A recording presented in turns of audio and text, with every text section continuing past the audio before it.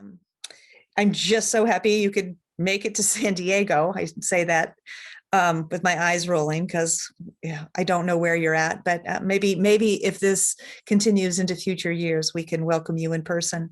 And I'm going to I'm turning everything over to these two phenomenal assistant professors at USD, Corey Barnes and Marilyn Johnson. When they came with this idea and bursts of energy and excitement about making this happen, I just thought this is something we need to support. So I am just delighted to have turned this over to them. It's unusual to have assistant professors with such foresight and organizational skills. So I'm happy they're with us. Thank you, Dean Norton. All of the organizational praise goes to Marilyn Johnson, not me. All right, so I prepared a few opening statements that I'll read, and then we'll just jump right in with our speakers. All right, so I want to open by welcoming everyone to a conference on race and philosophy. Thank you for taking the time to engage in very important discussions regarding race that will be taken on by scholars who spent a great deal of time thinking about important race-related issues. Before beginning, I would like to thank Dean Noel Norton personally for her efforts and assistance with helping to make this conference possible. I'd also like to thank the Humanities Center, especially Lindy Villa, the Humanities Center, and the Department of Philosophy, especially Leanna Cummings, and our department chair, Mark Woods. Without you all, this conference would not be possible. So thank you all. All right. Earnest discussions of race and race-related issues are both valuable and necessary given race relations throughout American history. However, in the wake of a number of police shootings of unarmed people of color, culminating in the death of George Floyd, and what has been characterized as the summer of protest, a conversation about race seems especially valuable and necessary. And this is so particularly at a college. For a college does more than give students knowledge that will help them make a living, but gives students tools to construct a meaningful life. Earnest conversation about an issue as important as race is especially valuable and necessary here at USD. Unlike other educational institutions, USD has the aim of giving women and men tools to critically engage deep questions about the world with the higher aim of changing the world for the betterment of humanity. USD's highest aim is to cultivate change makers. Now, philosophy has always played a fundamental role in critically engaging deep questions about the world. And I believe philosophy to be a fundamental discipline for the cultivation of change makers. And though philosophy has not always been great with handling questions of race, there are now philosophers who are committed to engaging race earnestly and with a moral and intellectual clarity necessary to solve many problems related to it. For this conference, we have assembled 12 terrific scholars, mostly academic philosophers, but all philosophers in some right, to help us think critically about different race-related issues. Each will give us insight into one of 6 broad areas, namely the metaphysics of race, or what races are and how we are to understand them, the nature and immorality of racism, and racial issues in education, in politics, in health and medicine, and in art and artistic representation. Each session will begin with a brief introduction of the speakers. Afterwards, each speaker will present for about 20 minutes. After both presentations have concluded, we will devote about 30 minutes to Q&A so that we can all participate in these important discussions. To ask questions during the Q&A, simply raise your Zoom hand. If you're unfamiliar with Zoom, you may find the raise hand feature if you click on the participants button. It is located at the bottom of the outfolded box. When it is your turn, you will be acknowledged and unmuted so that you can ask your questions. Now, with regard to the Q&A sessions, I want to ask attendees to be respectful. Again, I want to highlight respect with regard to questions, right? Any fruitful and productive conversation requires respect. But this is especially true for conversations about race, which is a subject that can generate a lot of emotion and one that has historically been quite divisive. So let's begin. To engage in a conversation about race with one of its most fundamental questions, namely what race is and how we should understand it conceptually. To help us think through this, we have two very influential thinkers on the subject, Drs. Michael Hardiman and Chike Jeffers. All right, Dr. Michael Hardiman is an associate professor of philosophy at the University of California at San Diego. Professor Hardiman earned his PhD from the University of Chicago. His interests are in 19th century German philosophy, ethics, social and political philosophy, and race. Professor Hardiman has written books that include Rethinking Race, The Case for Deflationary Realism, and another great book on Hegel entitled Hegel's Social Philosophy, The Project of Reconciliation. Further, he has authored many important articles in the philosophy of race that include the concept of social race, the idea of a scientific concept of race, and the very, very influential The Ordinary Concept of Race. The title of Professor Hardiman's presentation is On the Value of Minimalist Race. Our second speaker in this session on the metaphysics of race will be Chike Jeffers. Dr. Chike Jeffers is an associate professor of philosophy at Dalhousie. He'll correct me if I'm wrong. University in Halifax, Nova Scotia. He earned his PhD in philosophy from Northwestern University. Professor Jeffers specializes in Africana philosophy and philosophy of race, with broad interests in social and political philosophy, along with ethics. Professor Jeffers co-authored a great book on the metaphysics of race entitled What is Race? 4 Philosophical Views with Sally Haslinger, Quayshawn Spencer, and Joshua Glasgow. He is currently working on a book-length introduction to W.E.B. Du Bois as a philosopher. Cannot wait for that. Professor Jeffers is also a co-author with Peter Adamson of the scripted episodes of a podcast entitled The History of Africana Philosophy, which is a part of a larger series, A History of Philosophy Without Any Gaps. The title of Professor Jeffers' presentation is Hardiman's Deflationary Realism, a Cultural Constructionist Critique. All right, so silently welcome Drs. Michael Hardiman and Chike Jeffers, and we'll begin with Dr. Hardiman and then move into Chike or Dr. Jeffers afterwards. So the title is Why We Need a Minimalist Concept of Race. And what I'd like to do today is sell you on the need for such a concept. So 2 parts, introducing the concept and then explaining its value. This is part 1, the concept introduced. Let me start by introducing the concept I have in mind. I call it the minimalist concept of race. It represents the barest, most stripped down characterization of biological race possible. It captures the logical core of the ordinary concept of race. The basic idea behind it is that people from different places look different. They come in different colors and shapes. They exhibit patterns of visible physical features corresponding to differences in their geographical ancestry. The minimalist concept of race says that a race is a group of human beings, which as a group is distinguished from other groups of human beings by patterns of visible physical characteristics, whose members are linked by a common ancestry peculiar to members of that group, and which originates from a distinctive geographical location.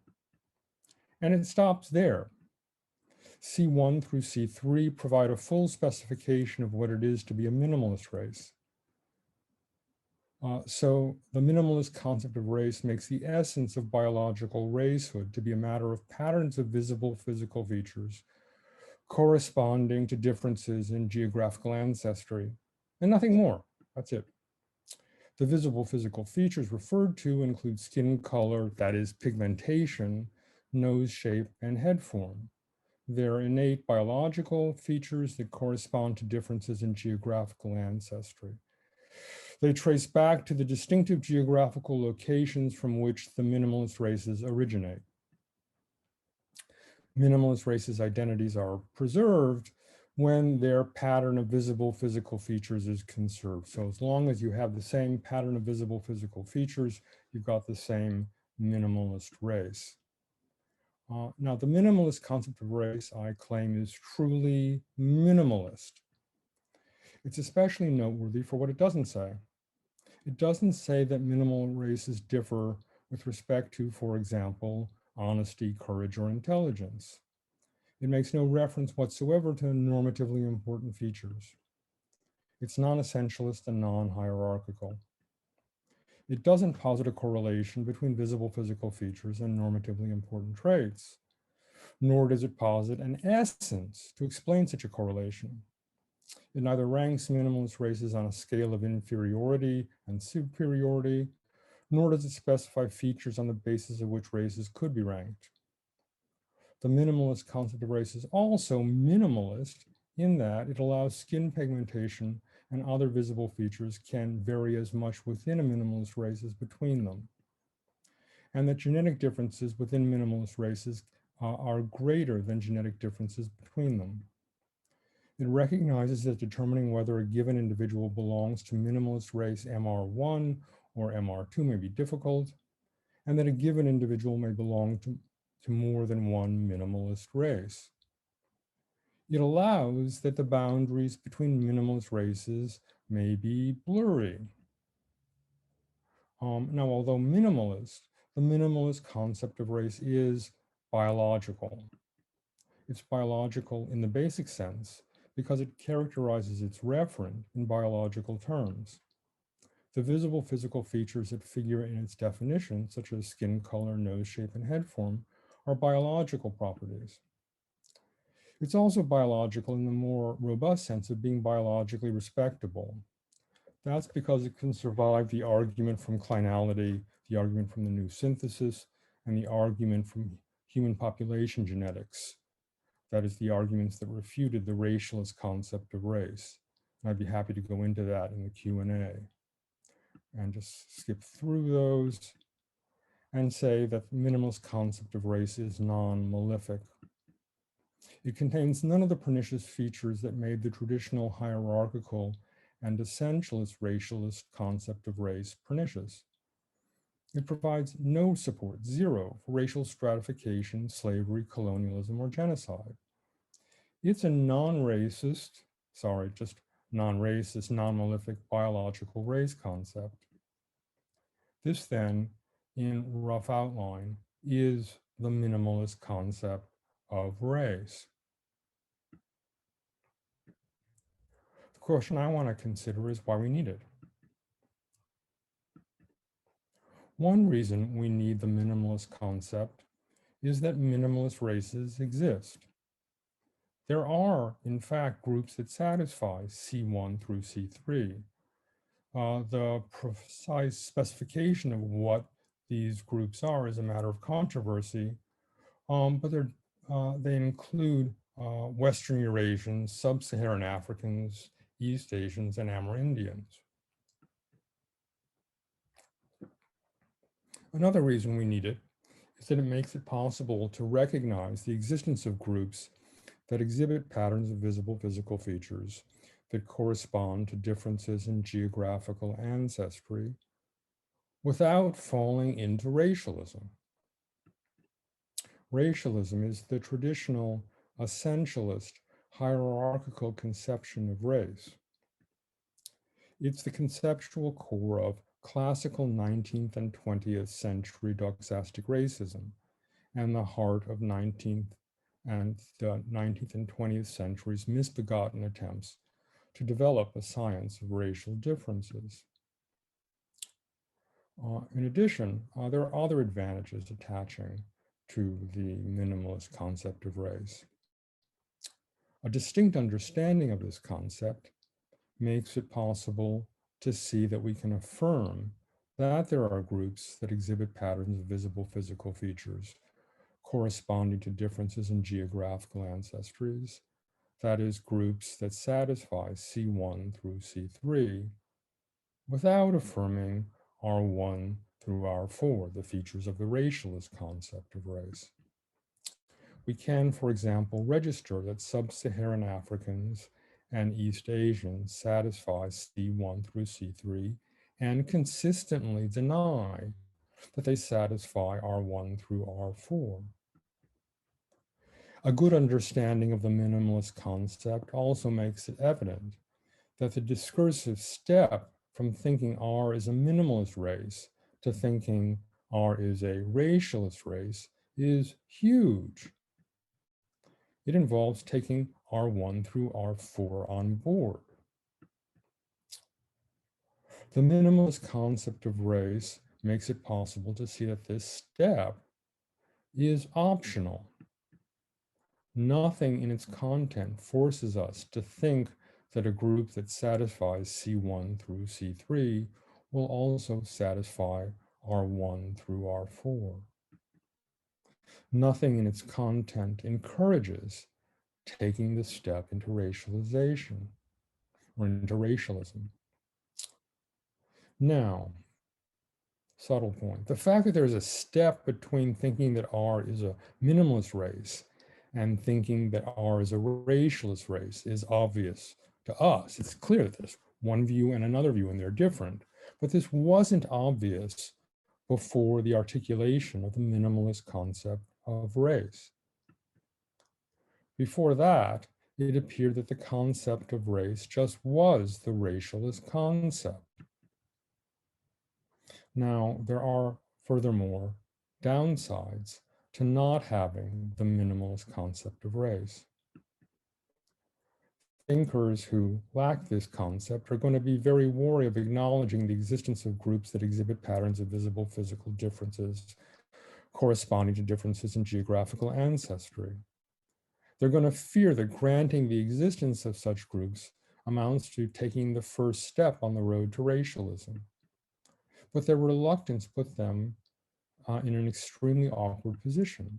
And that's because groups that exhibit these patterns exist.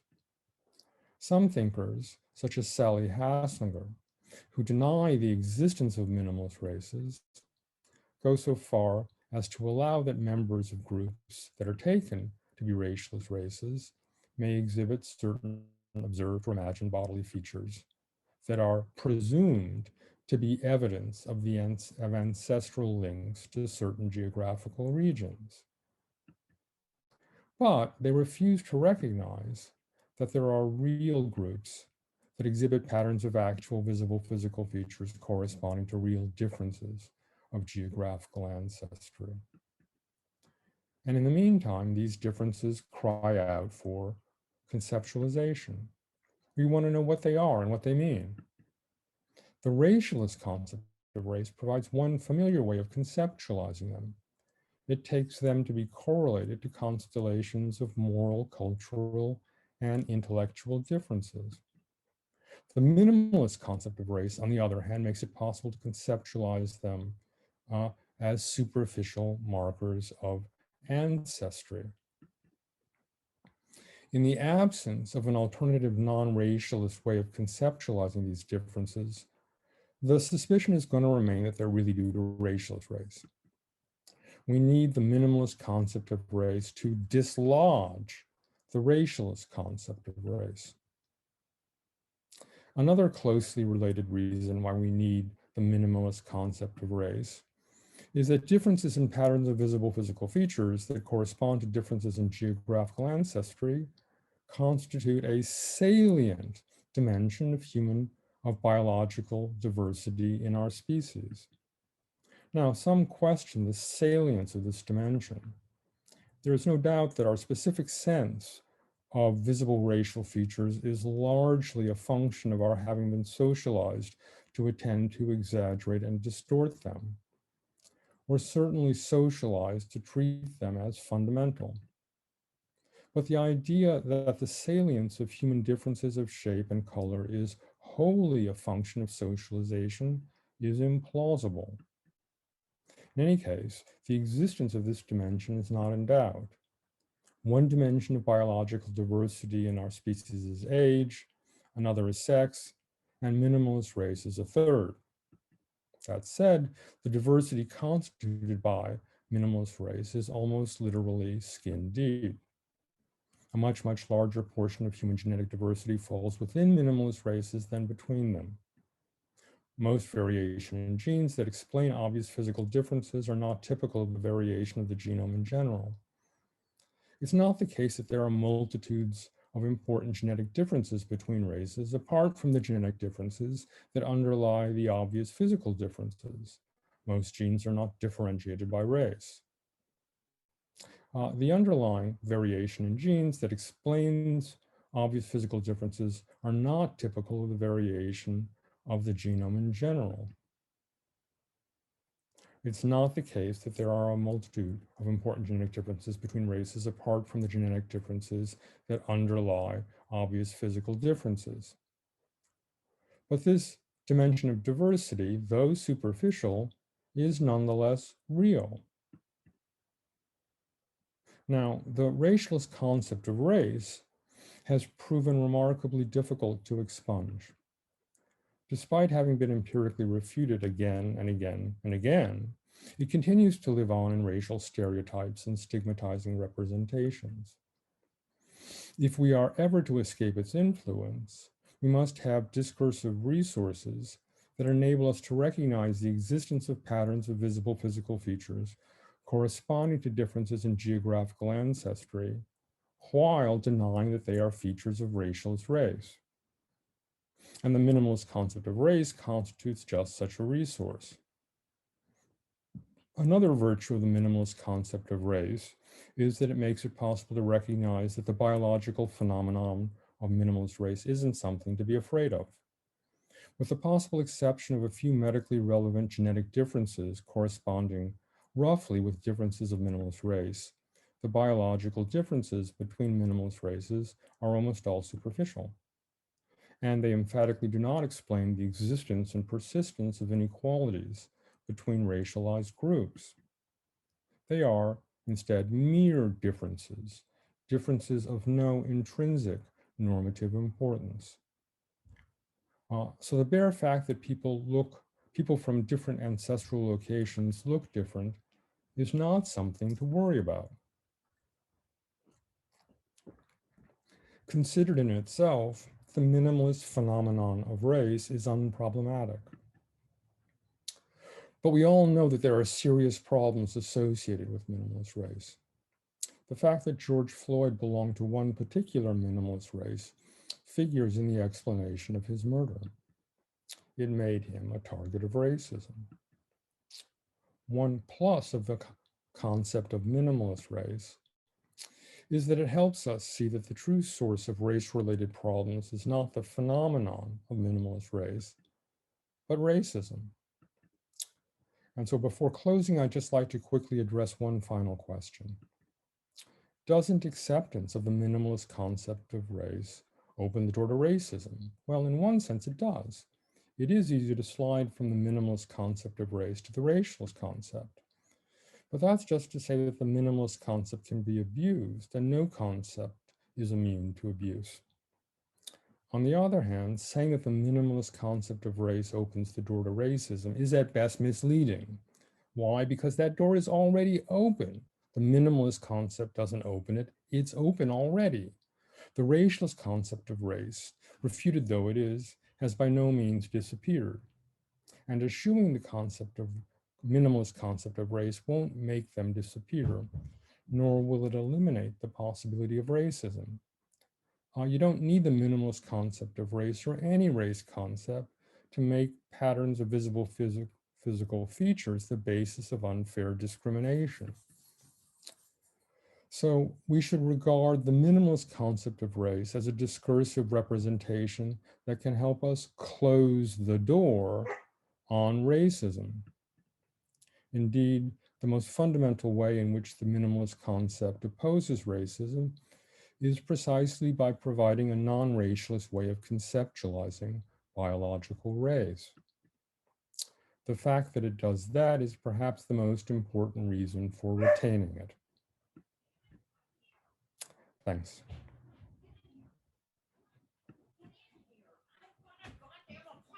Right. Thank you, Dr. Hardiman, for that. That was excellent. Now, Dr. Chike Jeffers. Thank you so much. I'm very happy to be here. I unfortunately don't have slides, but I do want to begin by saying that Michael Hardiman has done us a great service with his book, Rethinking Race, The Case for Deflationary Realism. I believe he offers us a position on the nature of race that is both fascinatingly complex and yet also commonsensically simple. It's complex because he holds that understanding race requires distinguishing between and evaluating these four distinct concepts: racialist race, minimalist race, populationist race, social race. But it is, on the other hand, commonsensically simple because he aims to defend a thought that has not been well represented in the philosophy of race literature, but will strike many ordinary people as almost too obvious to be doubted. The thought that race must be real because it simply is the case that you can often look at a person and tell what part of the world that person's recent ancestors are from, which means you can see what race that person is. And this is not something that we have made up as a social convention, but rather a biological fact about our diversity as a species. I want to offer in this paper a critical evaluation of Hardiman's position, which he labels deflationary realism. And to summarize it as quickly as possible, he asks us to distinguish between the non-existence, what he calls racialist race, the traditional biologically essentialist concept of race, according to which we inherit mental and behavioral characteristics along with physical differences as members of races, and the existence of minimalist race, which is the concept of groups distinguished by appearance as related to ancestral place of origin with no implication of broader inheritances. He offers us the concept of populationist race as a scientific rendering of the concept of minimalist race. And finally, the concept of social race, with no space between the social and the race, is the concept of social groups wrongfully taken to be racialist races. And he argues that we need to recognize them for what they are, precisely in order to work toward overcoming and ridding ourselves of these social distinctions. So should we follow him in making these moves, or are there ways in which he may be leading us astray? What I need to acknowledge and explain at this point is why some might jump to the conclusion that I would certainly follow Hardiman. Near the beginning of the first of my two chapters in the book, What is Race? For Philosophical Views, I openly rely on Hardiman to provide what I call a useful starting point for discussing the nature and reality of race. I reproduce the three theses that he locates at the logical core of the concept of race in his 2003 article, The Ordinary Concept of Race, right? The visible physical features, the common ancestry, the distinctive geographic location. And of course, these constitute what he calls, by the time he writes Rethinking Race, the concept of minimalist race. And the way I proceed in What is Race is that I argue that my position on what race is best captures the significance of Hardiman's three theses. I therefore do not criticize what he says, but rather treat what he has given us as the foundation of my account.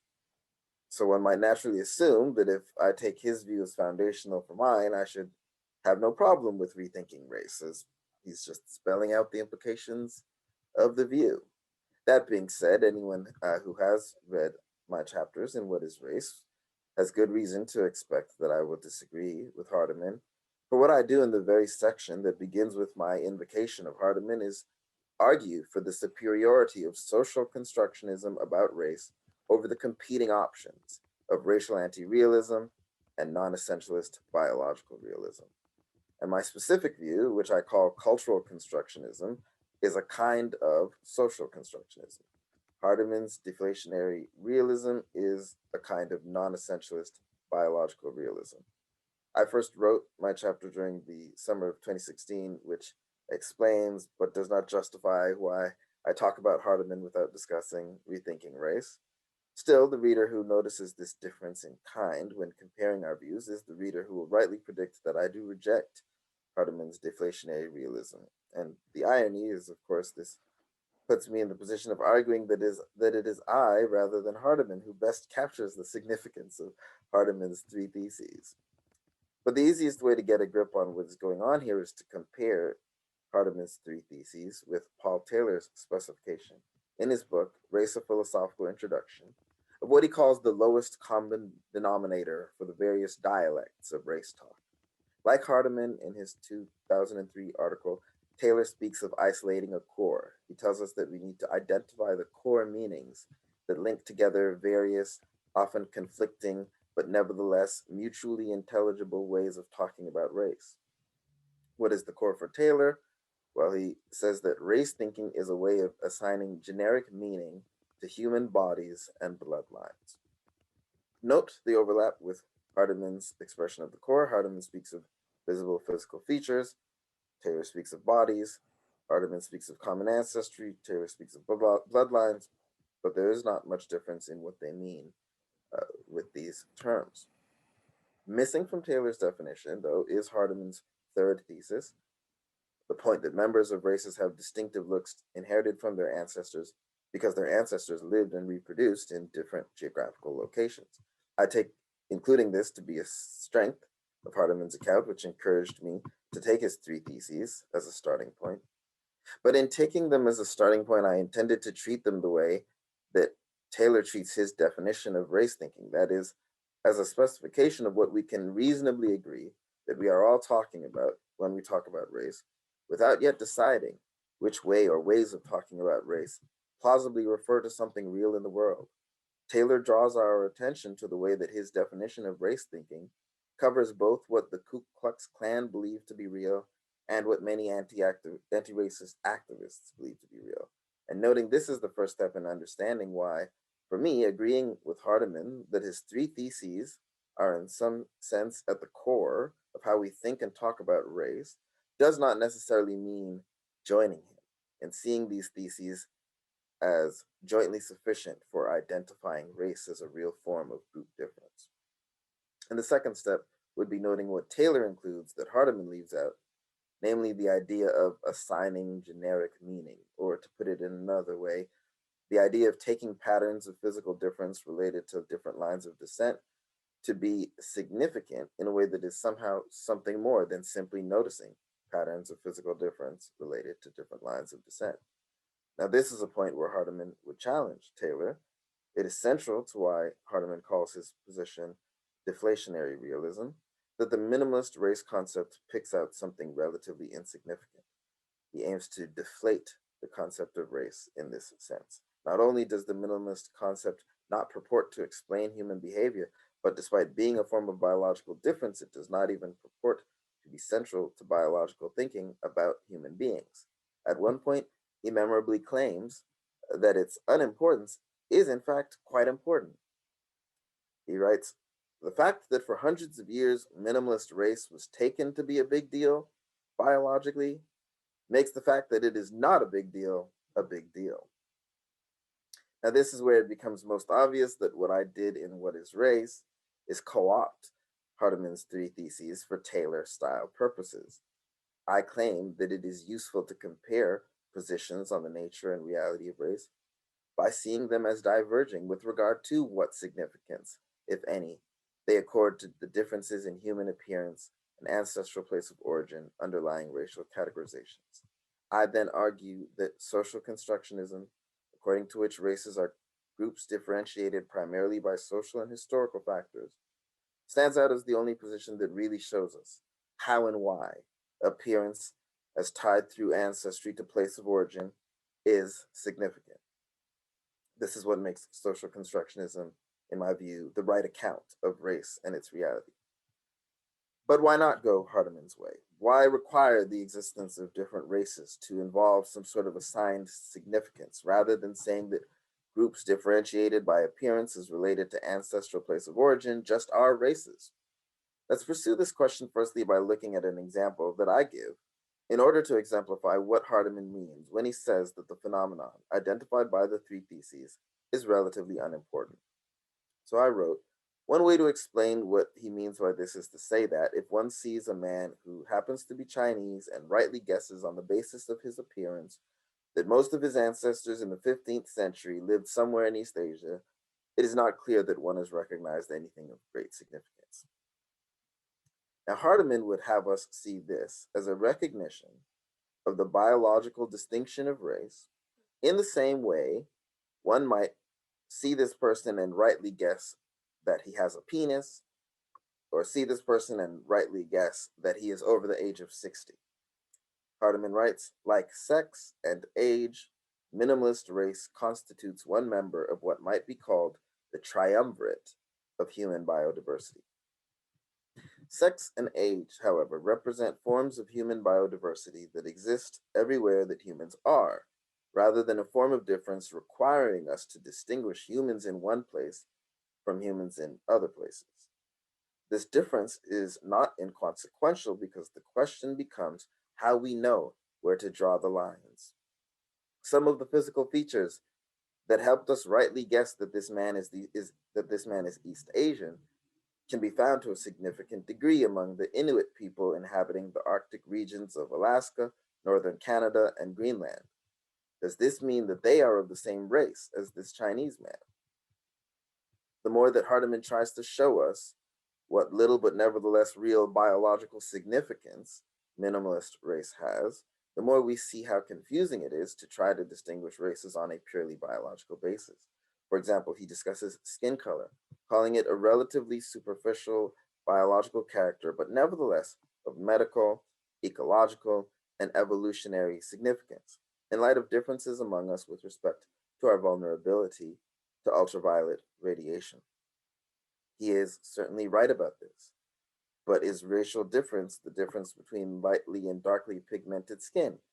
Certainly not, as demonstrated by the way Hardiman groups Europeans and East Asians together when discussing the hypothesis that both groups underwent a loss of pigmentation as an evolutionary adaptation.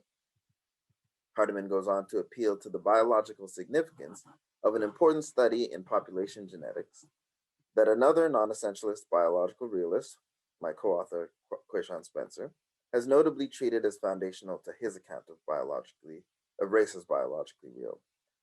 I believe Hardiman, unlike Spencer, necessarily contradicts himself by appealing to this study. Hardiman claims that the well-known 2002 article by population geneticist Noah A. Rosenberg and colleagues can be interpreted as showing that minimalist race can be distinguished solely on the basis of genetic information. But can it? The study by Rosenberg et al. Involved using a computer program called Structure to organize genetic data drawn from a wide variety of populations into clusters based on similarity. When this data was organized into 5 clusters, it corresponded to, in the words of the study's authors, major geographic regions. Spencer refers to these 5 clusters as human continental populations, listing them as Africans, East Asians, Eurasians, Native Americans, and Oceanians. Spencer's interest is how these human continental populations might be seen as the referent of the race terms used by the US Census. In What is Race, I advise the following scenario to criticize Spencer's account. Imagine a young woman born in England to parents from Bangladesh, whose dark brown skin has marked her throughout her life as being of foreign origin. Will it help her make sense of who she is as a person of a certain race, to tell her that in spite of what she may think, she is in fact the very same race as England's white majority, i.e. Eurasian? Now, pressed against Spencer's account, this is in an important sense an external criticism. The criticism clearly makes much of how this young woman is visibly non-white, but Spencer, like many non-essentialist biological realists, is not committed to the idea that races must be distinguishable in appearance. Hardiman, by contrast, claims in his book's introduction that the specific populationist race concept I defend is distinguished by its inclusion of a morphological component, patterns of phenotypic differences, a feature that connects it to the minimalist concept of race and guarantees its relevance to the race debate.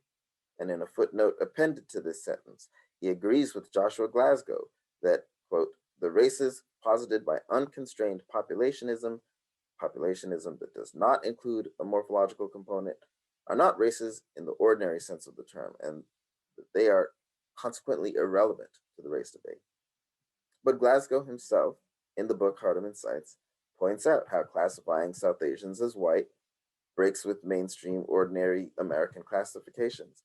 And the problem is, of course, even more evident when thinking of ordinary British classifications, as Asian as a racial term connotes South Asian origin more than it does East Asian origin in that context. And there is also the significant, if sometimes overstated, history of classifying South Asians as Black. The problem does not cease with South Asians, even staying within the Eurasian category. Arab identity is often conceptualized as non-white and often visually experienced by means of recognizable physical characteristics as non-white. And the refusal of the idea that light-skinned Arabs are white can be encountered both among those engaging in anti-Arab racism and among Arabs who are proud to be distinct from Europeans. Leaving the Eurasian category behind, it seems equally, if not more obvious, that the Oceanian category is not unified at the level of physical characteristics. Given the difference between a typical Polynesian appearance and a typical Melanesian appearance.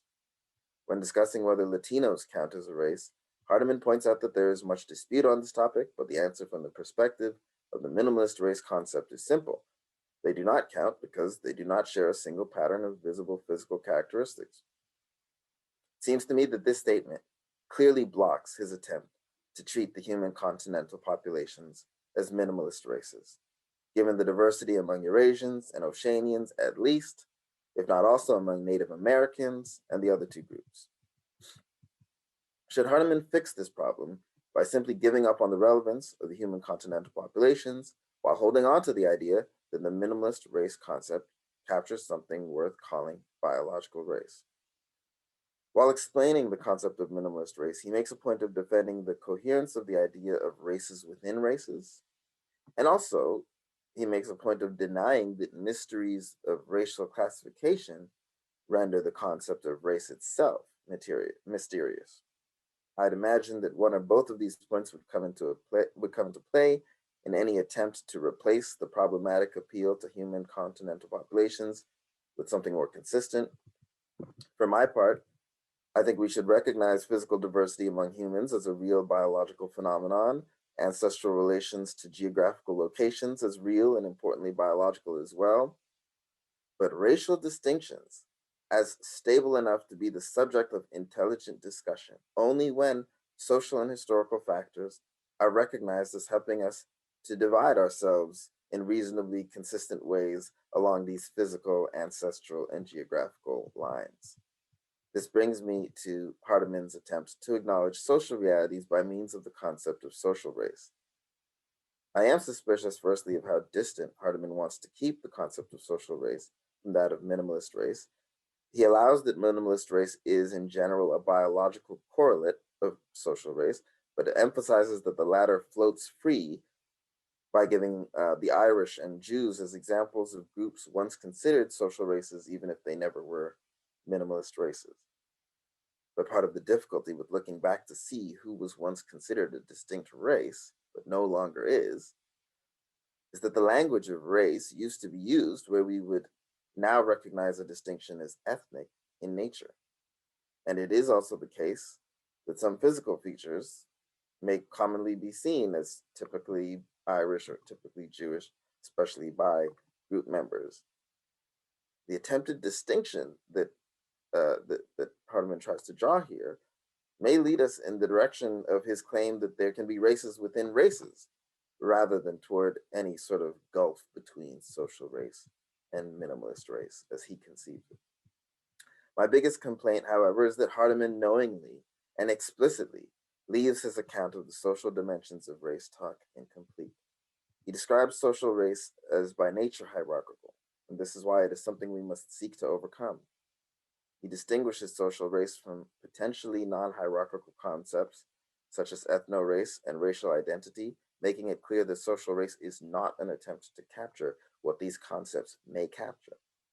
He's unsure whether the concept of ethno-race is a viable one, because he's unsure whether the gathering together of those similar in appearances related to place of ancestry can ever be usefully associated with cultural unity. And so my cultural constructionism will naturally seem relevant here.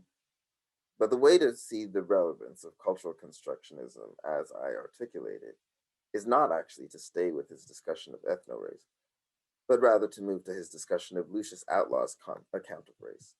Outlaw, like myself, draws inspiration from W.E.B. Du Bois in elaborating a concept of race with a prominent cultural dimension. Hardiman distinguishes his view from Outlaw's by saying that, unlike Outlaw's concept of race, the concept of social race is not intended to facilitate the affirmation of racial identity. Now, is this because Hardiman thinks what Outlaw seeks to accomplish is wrong-headed? No. He writes that the affirmation of racial identity is, quote, a legitimate project, but is not one of the functions the concept of social race is meant to fulfill, end quote.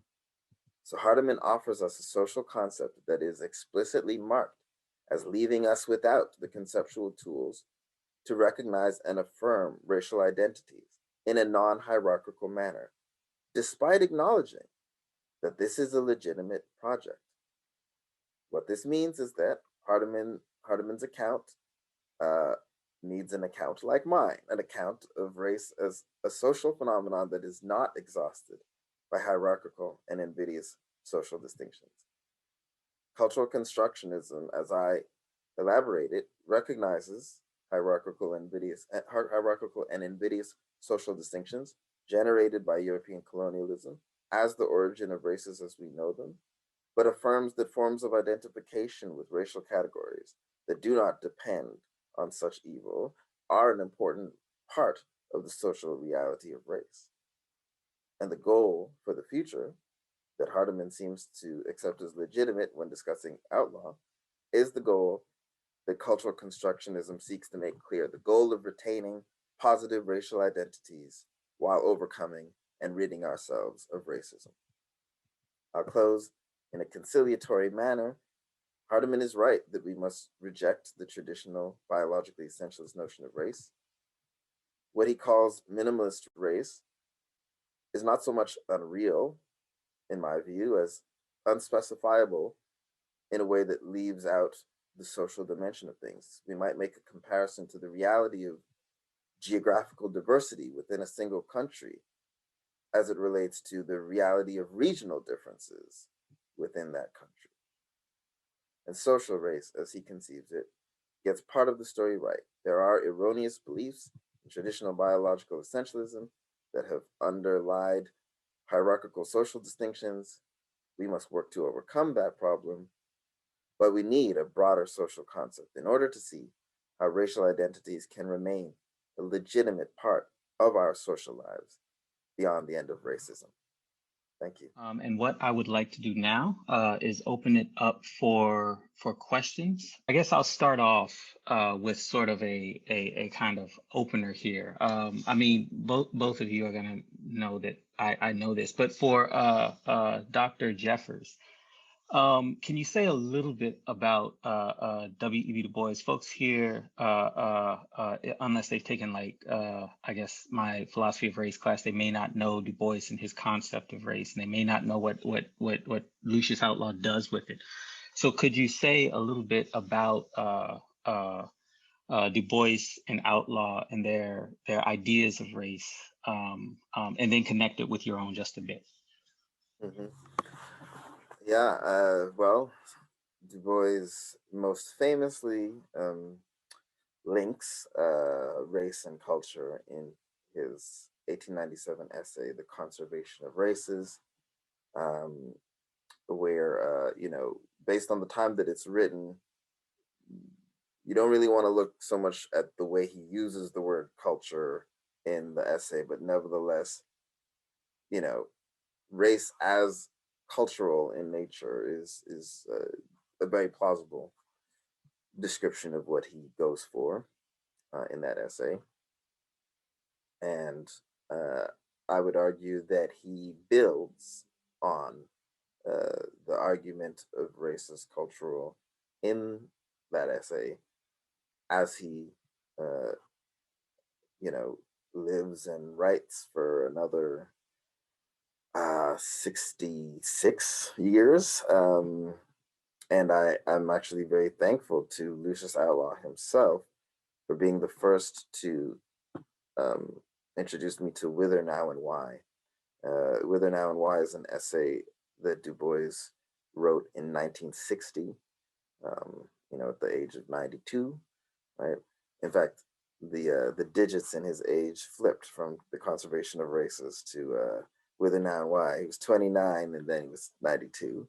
And yet it is somewhat of a sequel, I would say, to The Conservation of Races. And he's thinking in the context of the civil rights era about what happens, when legal equality comes. Does that mean sort of an end of racial distinctions? And it's where it becomes more obvious than ever that no, he seeks the continued existence of racial identities in a non-hierarchical manner as his goal. This is what has inspired Outlaw. This is what also inspires me. And so I come in that tradition after them. That's really interesting. I don't think I've read that piece, certainly in some time. I always conceptualize W.E.B. Du Bois as giving up sort of the cultural aspect of his race. So in Dusk of Dawn, he has that sort of part to it. It says something like, we unify on the basis of race for the purpose of self-protection and self-expression, ultimately leading to the eradication of all race distinctions. And there I take Du Bois to be moving away from a kind of cultural preservation of race. But clearly he's written this piece to which you're referring years later. So he must, either he's returning to it or he must, or that might just not be a correct interpretation. That's interesting. Yeah, and I'll try and speak very quickly to that because obviously, we'll speak about stuff other than Du Bois, I'm sure. But I do want to first say that in addition to encouraging people to read Whither, Now, and Why, I wrote an essay on Whither, Now, and Why that's available in a volume called 10 Neglected Classics of the History of Philosophy, or 10 Neglected Classics of Philosophy, edited by Eric Schlieser. And so you can read both Du Bois's work there, and then also, you can read Du Bois's essay, and you can also read my essay on Du Bois's essay. Very briefly on Dusk of Dawn. If the part about eradicating race distinctions was a direct quote, then I need to follow up with you to find out what page that was on. Yes, it is often thought that Dusk of Dawn would signify how much he's sort of dropped a cultural approach. People, for example, will quote where he says, the black man is the person who has to ride Jim Crow in Georgia, right? A very political way of describing what race is, seemingly.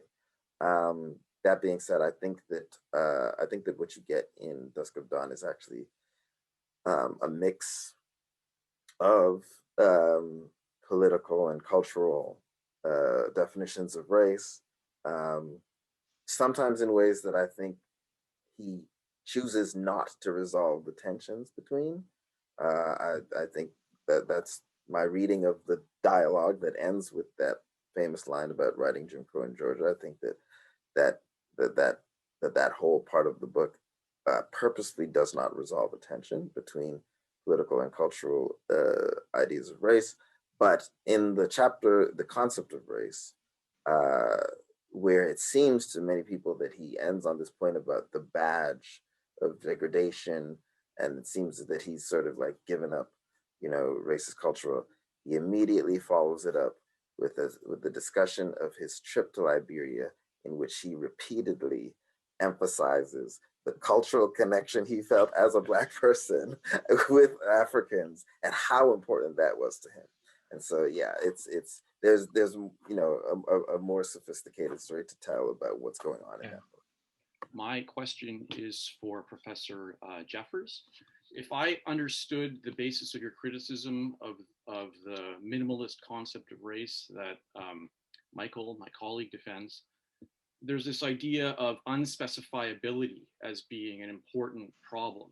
And in particular, the example you gave at the end, the idea of it not being able to, for example, adequately or in a satisfying way map onto differences at the sub-regional level, if I'm understanding that as an important part of the critique.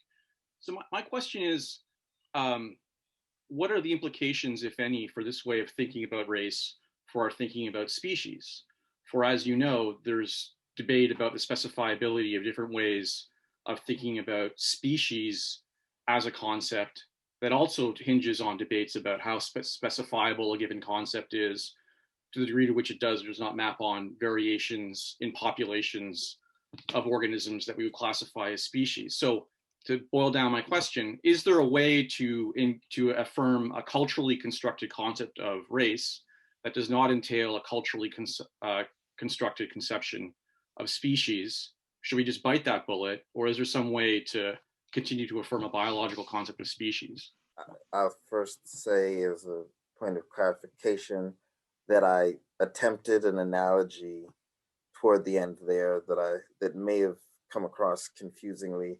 So I didn't try to make a point about how we specify race at a regional level.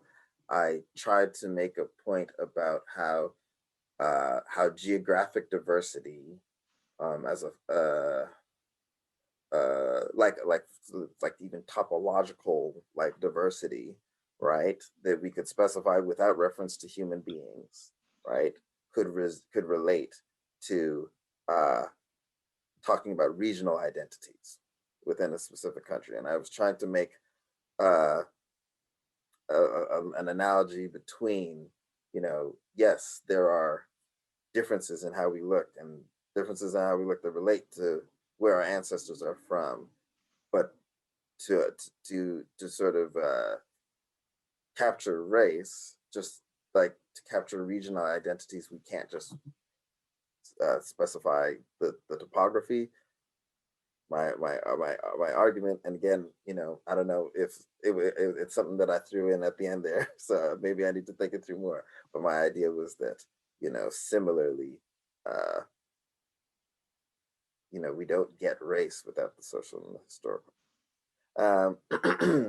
But with respect to your question, your very useful question, about, what does this mean for species concept? So one clarification I'd want to make is that it does not mean that we would have a culturally constructed concept of species in a manner analogous to what I'm calling politically and culturally constructed concept of race, right? Because the form of social construction relevant to my concept of race and social constructionists in general,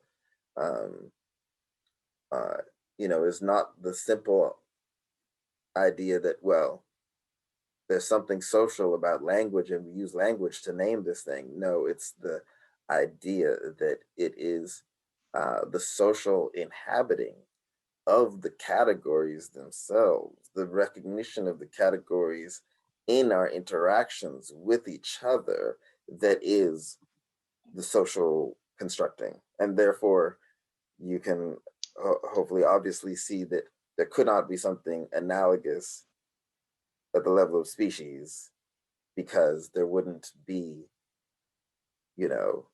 the ability to socially recognize species difference sort of all the way down. That is, well, not all the way down. I don't want to create a grand hierarchy of nature, but I mean, like, in terms of, like, insects are not going to socially recognize species differences.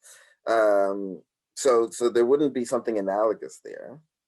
That being said, the important question that you're asking that I, still, have not really addressed is how the fuzziness, right, of species distinctions, how that compares to what I'm going to want to say about something like race distinctions. And it's a good question.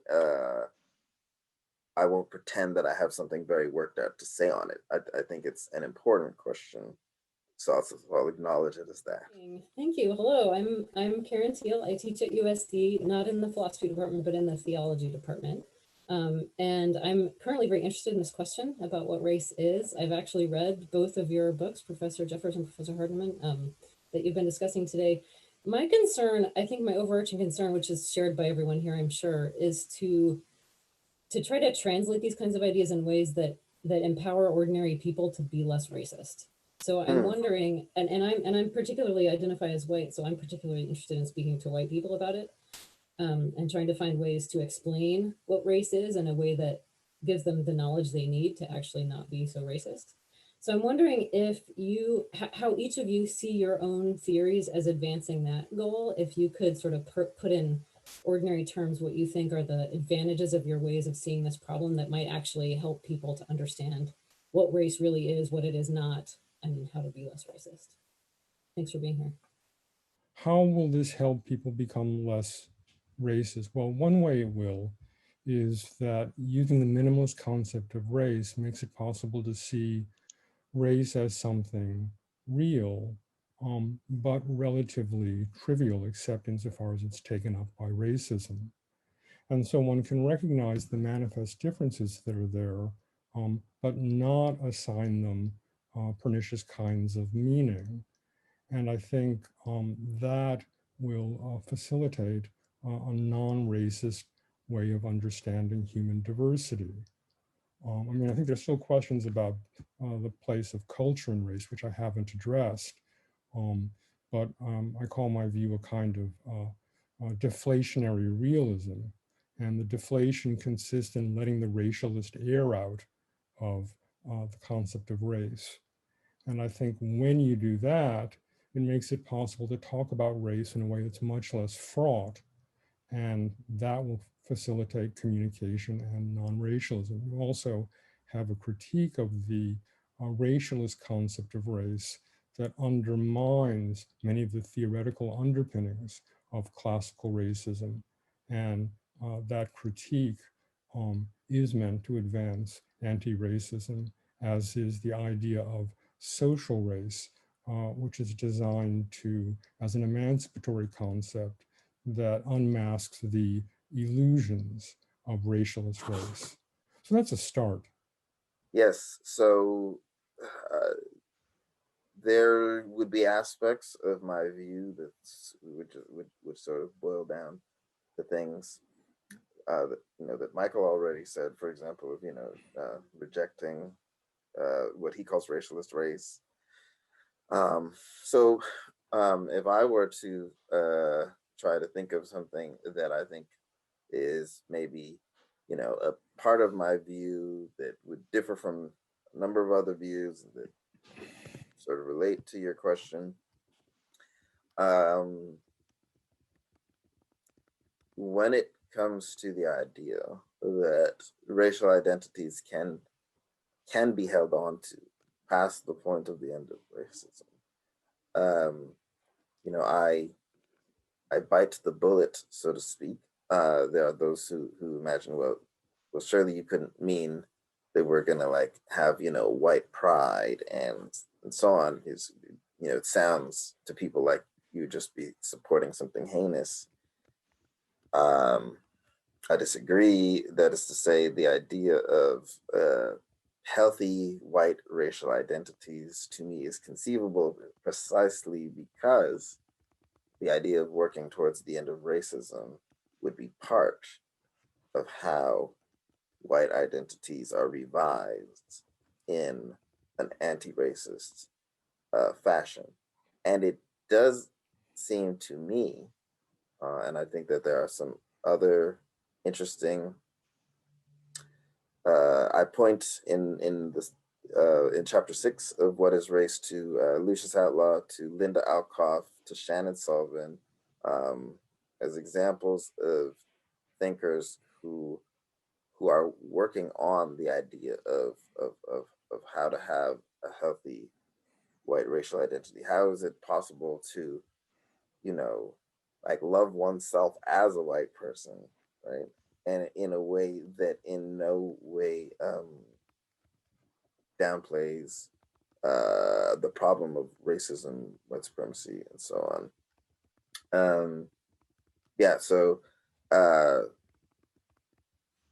yeah, ultimately then, if my view works, right, it should help white people talk to other white people in anti-racist ways, because it should help with the idea that one could appreciate one's cultural heritage while being critical of the problems associated with Eurocentrism and white supremacy and all forms of elevating white people above others. And if that's possible, I might even sort of, compare that to what,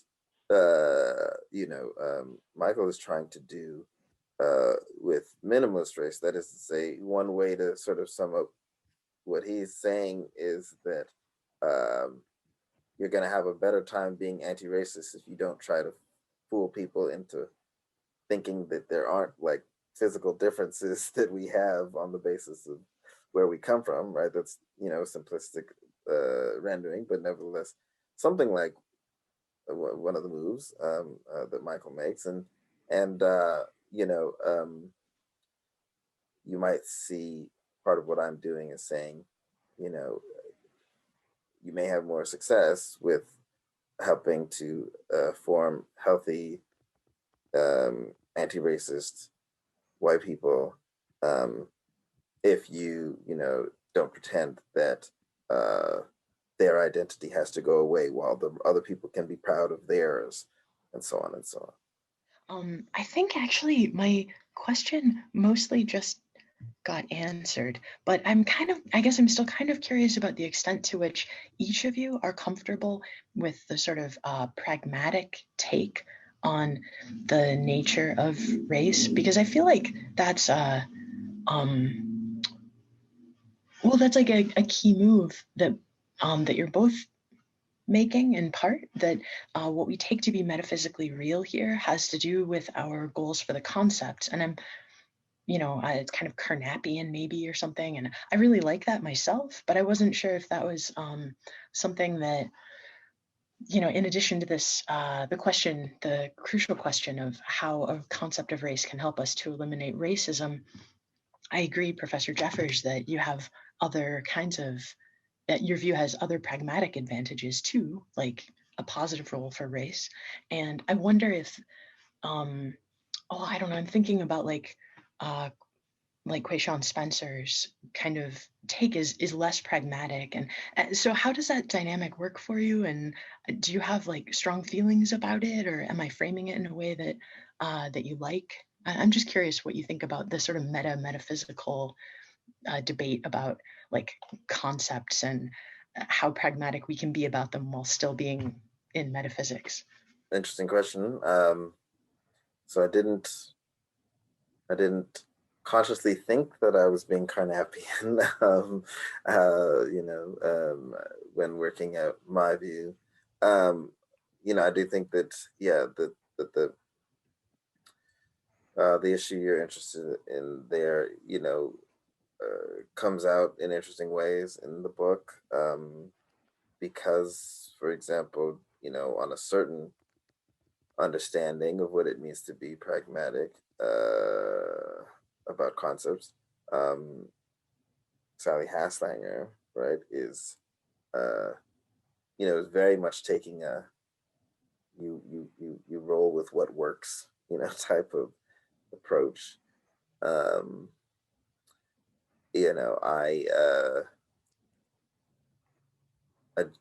I think that I try to strike the balance of making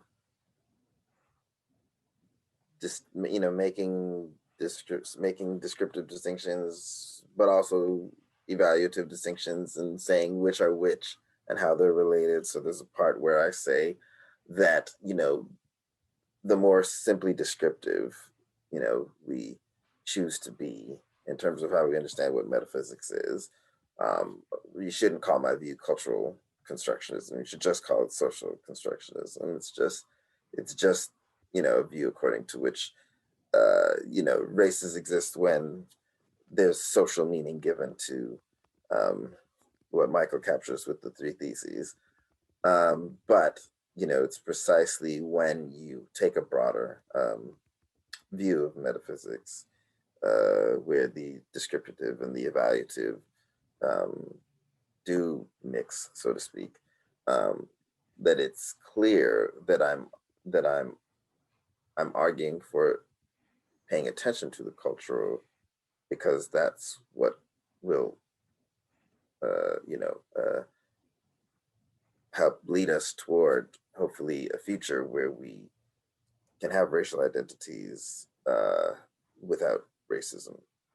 So the question has to do with the place of pragmatism in the metaphysics of race. I don't have a worked out answer to that, although it's a question I've thought about. In the project of specifying the minimalist concept of race, what I'm trying to do is a more straight metaphysical account of what race is, and trying to find the most parsimonious way of representing what races are, and focusing on the biological aspects of race. And the thought is, to put it by way of contrast, that you can recognize races as races without considering the social meanings that are given to the three components of minimalist race. So once you've got groups that exhibit these patterns of visible physical differences that correspond to differences in geographical ancestries, you've got races, and the meanings that attach to that can float around. And sometimes pernicious meanings can be attached, sometimes positive meanings can be attached.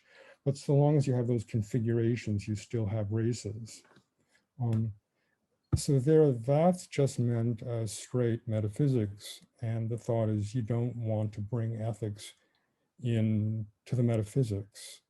At the same time, ethics and political considerations frame the overall view, in that it's meant to be an anti-racist project from the get-go. And I think of myself as engaged in a kind of critical theory of race, using the understanding of critical theory from the Frankfurt School, in as much as the attempt is to undermine the ideology of racialist race, and then find what's left of biological race, and understand ways in which what I call social race has been pernicious. I'd mentioned that I think, I agree that the account of race I give in the book is in some ways importantly incomplete, and it doesn't provide any resources for saying how you would affirm racial identity.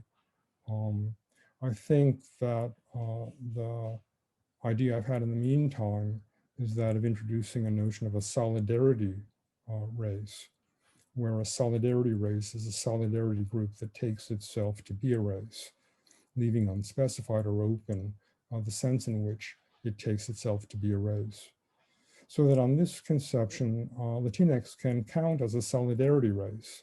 I think they're not a minimalist race, but for many members of this group, thinking of themselves as a race is part of their self-identity, and I don't want to derogate that in any way.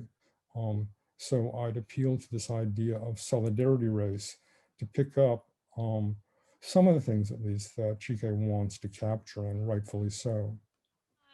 Thank you so much for both of your talks. It's been really interesting. I missed the question before, and I worry it may also be sort of on the edge of asking a type of pragmatic issue, but I really am concerned. I blame this on reading Hobbes too much recently, of being pessimistic about human nature.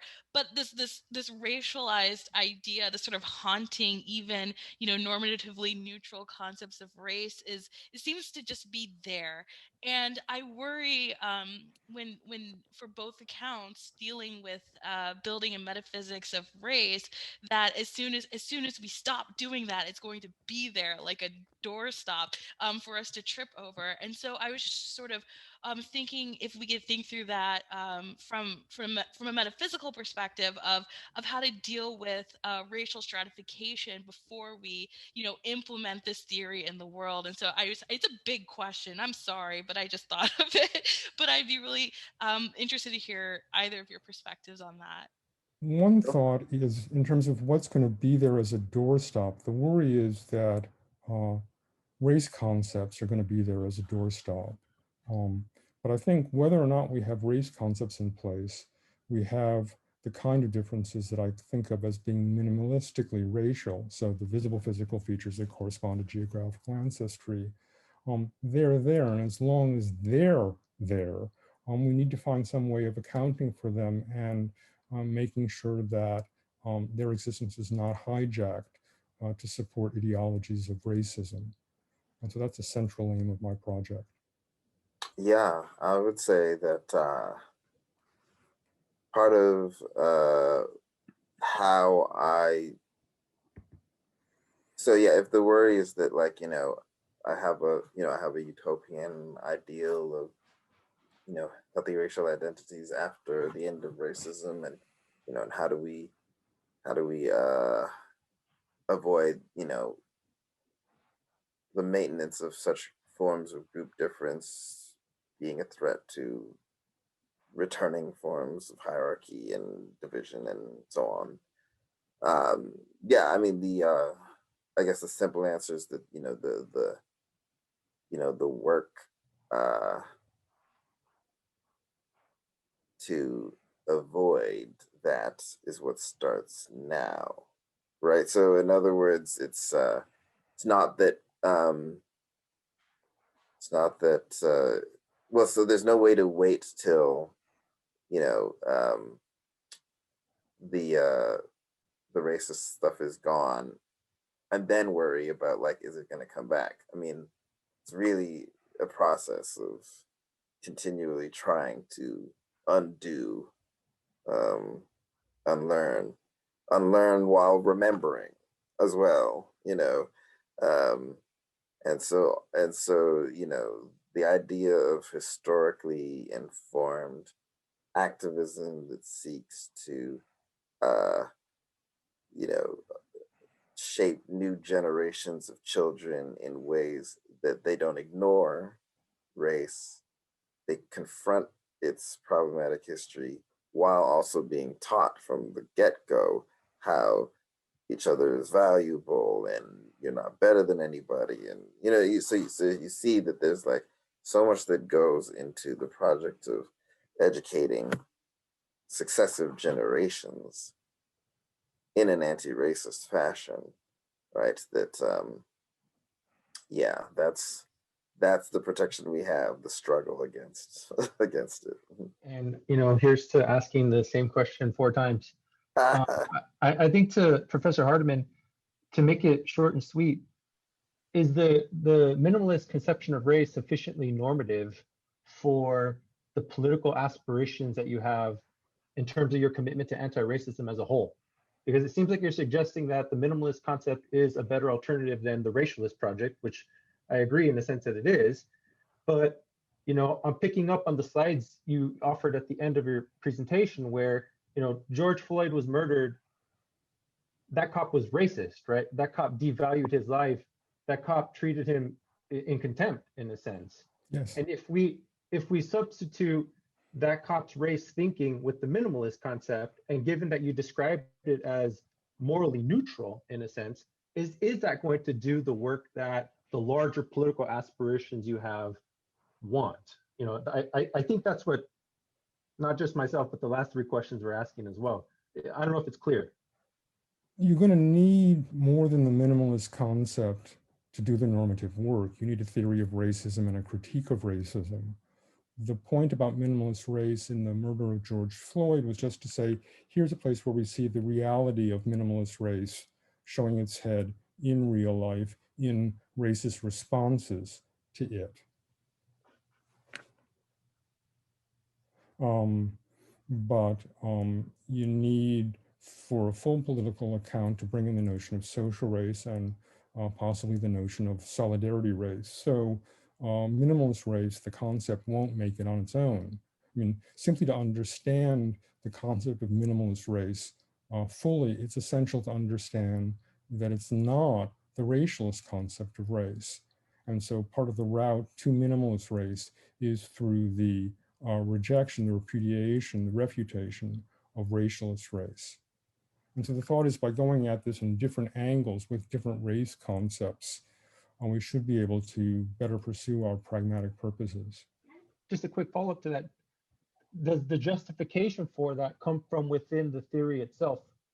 Or does that, in a sense, necessitate a larger moral discussion? I think what I'm trying to understand is, does your project as a whole rest on a moral ground? And if so, do we appeal to the theory itself as giving us that ground, the descriptive account of race that you seem to have, or is it the case that we need to take this larger framework into consideration? I certainly think we have to bring a larger framework of normative considerations in. And so to that extent, the account is not intended to be self-standing. We work within an ethical and political framework and draw on it as we need and clarify it as becomes necessary as we go along. Again, thanks to Dr. Hardiman and Dr. Jeffers for an excellent discussion about the metaphysics of race.